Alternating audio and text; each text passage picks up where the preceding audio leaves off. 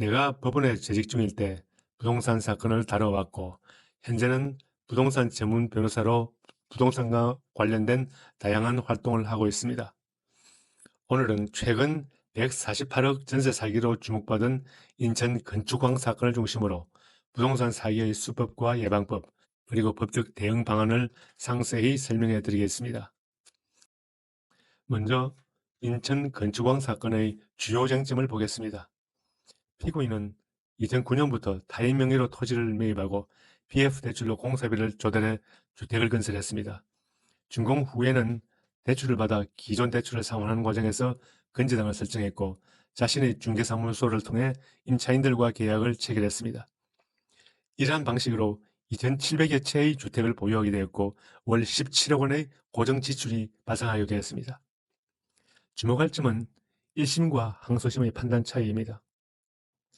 1심에서는 편취 금액을 148억 원으로 인정하였으나, 항소심에서는 편취 금액을 68억 원으로 크게 줄어들게 되었습니다.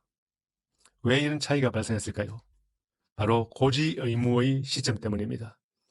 항소심은 정세 부동산에 대하여 2022년 1월 임의 경매 개시 결정 이후의 계약만을 사기로 인정했습니다.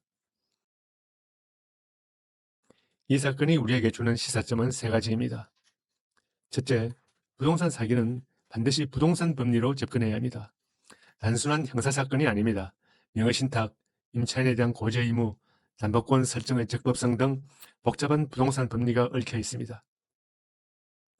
둘째, 전세 사기를 예방하기 위해서는 철저한 사전 점검이 필요합니다. 제가 실제 경험한 수많은 사례를 통해 체크 포인트를 말씀드리겠습니다. 가장 중요한 것은 물론 등기부등본 정밀 분석입니다. 소유권 이전 등기와 건재당 설정 시점의 간격이 짧다면 특히 주의해야 합니다. 제가 맡았던 사건들을 보면 매수 직후 건재당을 설정하고 전세 계약을 체결한 뒤 잠적하는 수법이 빈번했습니다. 임대인 본인 확인도 핵심입니다. 신분증 원본 확인은 기본이고, 대리인이 오는 경우 위임장과 인감장 등을 철저히 대조해야 합니다.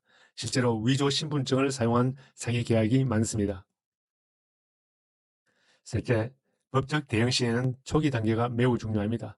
경찰, 검찰 단계에서의 대응이 이후 재판에서의 승패를 좌우합니다. 특히 다음과 같은 포인트를 주목해야 합니다. 범죄 가담 정도에 대한 진술이 일관되게 유지되어 있는지 여부, 그리고 부동산 담보 가치와 담보 여력에 대한 인식 여부, 그리고 계약 시 목적물에 대한 건재당 설정 여부 등 중요 사항을 고지하였는지 여부 등입니다. 제가 경험한 실제 무죄 사례를 보면 부동산 거래의 특수성을 정확히 이해하고 법리에 맞춰 대응하는 경우가 많았습니다.